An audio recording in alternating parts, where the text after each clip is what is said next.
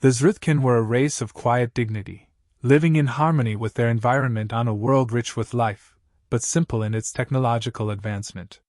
Their society thrived on the balance they maintained with nature, never seeking to dominate, only to coexist.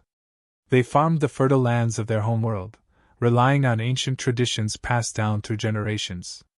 Unlike other species that spread across the stars with fleets and weapons, the Zkin never sought such power. They were content in their peaceful isolation, far removed from the technological marvels of the galaxy. But then came the Red Breath. A disease like no other, sweeping across their planet with terrifying speed, killing without mercy. The symptoms were swift and brutal.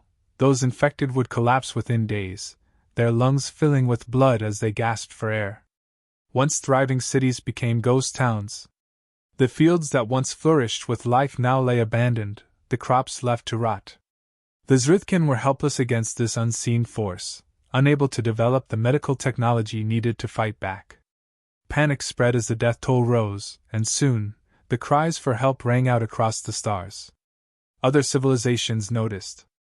Initially, there were offers of sympathy, promises of aid, and a flurry of diplomatic messages from the Zkin to their neighboring species. However, as the extent of the pandemic became clear, those same species began pulling back. The Zkin, already viewed as an insignificant race with little to offer the galactic stage, were now seen as a threat. Fear of the Red Breath spreading beyond their borders gripped the advanced civilizations. The Galactic Council was swift and decisive. They declared a total quarantine of the Zkin system, cutting off all communication, trade, and travel. Even the closest neighbors, who had once claimed to care about the Zkin's fate, now withdrew their fleets and blockaded the system to ensure the deadly plague did not escape. The Zkin were left utterly alone. What had begun as a cry for help became a final death knell, echoing into the void. The planet, once alive with the sounds of a peaceful civilization, grew eerily quiet. Cities, now devoid of life, stood as silent monuments to the fallen. Their leaders, desperate for any sign of hope, sent message after message to the outside world. Each plea more heartbreaking than the last, yet all were ignored. The galaxy had turned its back on them, deeming their survival too risky, too insignificant to save.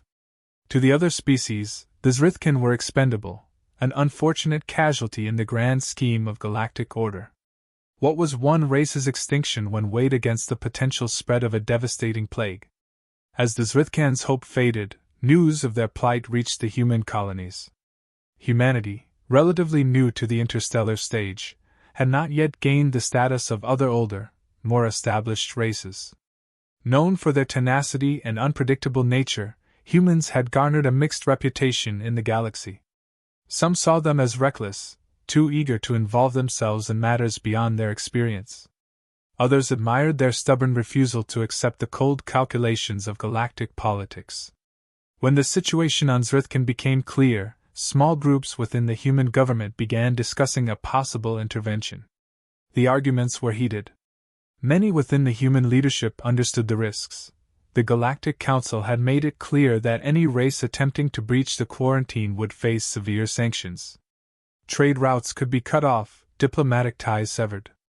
The quarantine had teeth, and the Council was not afraid to bite. But for many humans, the situation was simple. A race was dying, and no one was willing to help. The cold indifference of the galactic community clashed violently with humanity's sense of morality.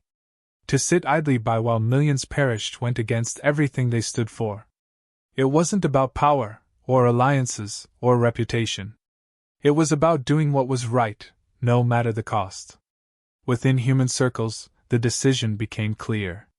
They would risk everything, their standing in the galaxy, their economic stability, their very future, to save the Zkin. It wasn't a decision taken lightly, but once made, it became a mission of absolute conviction. The tension built as humans quietly prepared to defy the galaxy's most powerful forces, knowing full well the repercussions that awaited them. Humanity had always been seen as unpredictable, but no one could have anticipated this. While the rest of the galaxy watched from a safe distance, humanity was about to embark on a mission that would forever change the way they were perceived in the stars. It was more than just a rescue mission, it was a statement. A declaration that, even when the galaxy abandoned its own, humanity would not. They would not stand by and watch a species be condemned to extinction simply because it was convenient. And so, the humans prepared to act, knowing the cost, yet determined to defy the quarantine and save those whom the galaxy had forsaken. Within humanity, the debate raged fiercely. On one side were those who saw the quarantine as a necessary measure. The Galactic Council, composed of the galaxy's most powerful and influential races, had deemed the Zkin too dangerous to approach. The Red Breath was a plague unlike any other, and risking human lives to save a species already written off seemed like madness. They argued that humanity should focus on protecting its own, keeping to the safety of the quarantine and avoiding conflict with the Council. Yet, on the other side, voices rose in opposition. Human history was filled with moments of defiance, where the moral choice outweighed the pragmatic one. They couldn't stand by while an entire race perished, not when something could be done. Those who advocated for intervention spoke of responsibility, of the value of life. Zkin lives, human lives, all life. They reminded everyone of humanity's own struggles in its early days, when help was desperately needed, and how wrong it would be to ignore the Zkin's cries. For many, the choice wasn't just about survival, it was about what kind of people humanity wanted to be. The ethical struggle wasn't easy, but in the end, humanity's core values pushed them to act. When humanity approached the Galactic Council with their proposal to send aid to the Zkin, the response was swift and dismissive. The Council made it clear that any attempts to breach the quarantine would be met with severe consequences. Representatives of various races spoke in unison, their arguments built on the idea of logic and self-preservation. They called humanity's plan reckless and illogical, a fool's errand that would not only risk spreading the deadly plague further but would also destabilize the fragile peace that held the galaxy together. But humans refused to bend. They were not blind to the dangers, they knew the risks. Yet the cold pragmatism of the Council, which placed efficiency and order above compassion, was something they couldn't accept. To the humans, abandoning an entire species simply because it was inconvenient or dangerous was an act of cowardice. They rejected the notion that life could be so easily disregarded. Humanity's stubbornness, often criticized by other species, now became their strength. They stood their ground, defying the Council's demands, and made it clear that they would act, no matter the consequences. As the preparations were made, the relief mission began in secret, yet it was no small undertaking. Medical ships were retrofitted, stocked with supplies, and manned by volunteers, scientists, doctors, engineers, all willing to risk their lives for the chance to save the Zkin. The ships moved swiftly, breaking through the quarantine blockades set up by other species. These blockades were meant to keep the Zkin contained, but now they stood in the way of humanity's determination to help. The tension in the galaxy rose sharply as human ships pushed forward, their defiance sparking outrage in some corners and quiet admiration in others. Humanity's courage was on full display as they raced towards the Zkin homeworld. The medics and scientists knew what awaited them, a pandemic of terrifying proportions, and the very real possibility that they too could fall victim to the Red Breath. But none of them turned back. They faced not only the threat of the plague, but also the looming specter of retaliation from the Council. Despite it all, they pressed on, driven by the belief that this mission was bigger than any one of them, bigger than politics, bigger than fear. It was about doing what was right. As the first human ships landed on the Zkin homeworld, the Galactic Council's response was immediate. Sanctions were imposed on humanity, cutting off crucial trade routes and straining diplomatic ties. There were threats of further consequences if humanity continued its defiance, but by then, it was too late. The aid had already begun. While the Council fumed, humanity remained resolute. They had known the risks, and they accepted the fallout.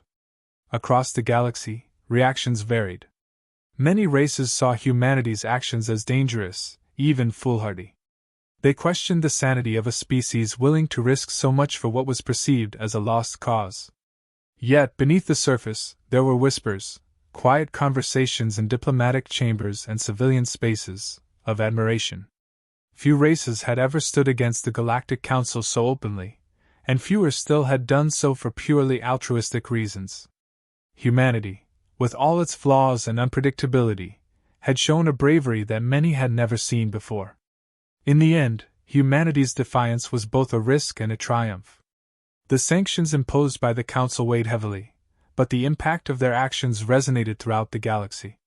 They were no longer seen merely as newcomers, but as a force that would stand firm in the face of overwhelming odds, even when the galaxy turned its back. Their defiance wasn't about power, but about compassion. It was a message, sent loud and clear to the entire galaxy. Humanity would fight for what was right, no matter the cost. When the human ships touched down on the Zkin homeworld, the sight that greeted them was one of awe and disbelief. The Zkin, weakened and ravaged by the Red Breath, could hardly believe what they were seeing. For so long, they had assumed they were forsaken, abandoned by the universe to die alone. The humans, clad in protective gear, seemed almost otherworldly to them, yet there was no fear of conquest in the Zkin's eyes. Instead, they saw hope, a lifeline where none had existed before. Despite the differences in language and culture, the Zkin quickly came to understand the humans were not there to exploit or dominate. They had come to save them, driven by compassion and a shared understanding of life's value. Human doctors and engineers immediately set to work, coordinating relief efforts in the heart of the devastation. Medical tents were erected, and the distribution of supplies began. Zkin villages, once overcome with despair, saw the first signs of hope as medicine flowed in, and the fight against the pandemic took shape.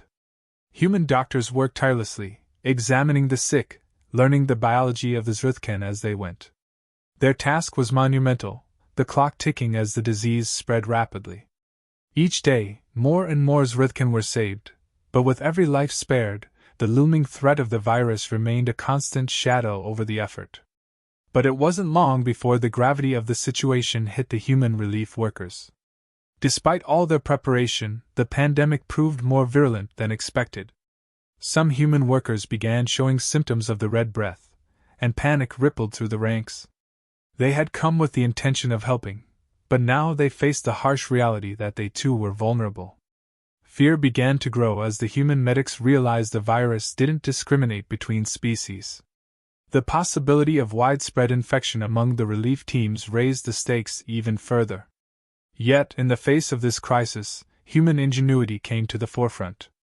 Desperate to save both the Zkin and themselves, human scientists worked around the clock to develop a vaccine.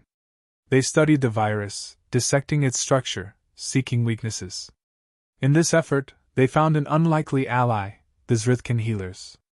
Though technologically limited, the Zkin had a profound knowledge of their planet's natural remedies, honed over generations of living in harmony with their environment.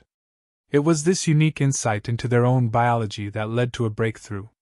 By blending human science with Zkin natural medicine, they were able to create a vaccine that would work for both species. In the midst of the chaos, a bond began to form between the two species. Human aid workers, exhausted from long hours of labor, found solace in the quiet moments shared with Zkin civilians. They listened to stories of the Zkin's history, of their once flourishing world before the plague struck. The Zkin, for their part, were deeply moved by the humans' willingness to risk everything for them. They had never imagined that a species from across the stars, so vastly different from themselves, would show such selflessness. Despite the differences in language, culture, and biology, moments of genuine connection emerged, small gestures of kindness, shared meals, and quiet conversations under the alien sky. What began as a mission to save a dying race evolved into something much deeper. The Zkin, once viewed as primitive by the galaxy at large, began to showcase their own strengths. Their knowledge of natural medicine, dismissed by other species, proved invaluable to the human effort. This exchange of ideas and knowledge, between a species known for its technological prowess and one steeped in natural wisdom, became a testament to the power of cooperation. It was not a one-sided rescue but a partnership, a shared struggle to survive. As the relief effort continued, the galaxy watched with bated breath. The actions of humanity had already drawn the ire of the Galactic Council, but now, whispers of admiration began to spread. Other species, skeptical at first, started to take notice of the humans' progress. News of the vaccine, of the cooperation between humans and Zkin, spread faster than the Council could suppress it. Some races remained suspicious, convinced that humanity had ulterior motives, that this was a play for galactic heroism, a way to gain favor and influence. But others saw something different. They saw humanity acting not out of self-interest, but out of a genuine desire to help. Debates erupted across the galaxy.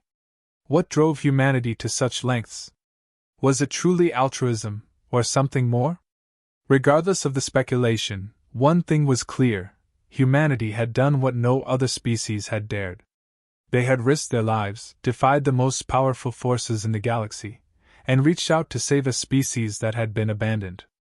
And in doing so, they had proven something fundamental, not only about themselves but about the potential for connection across the stars.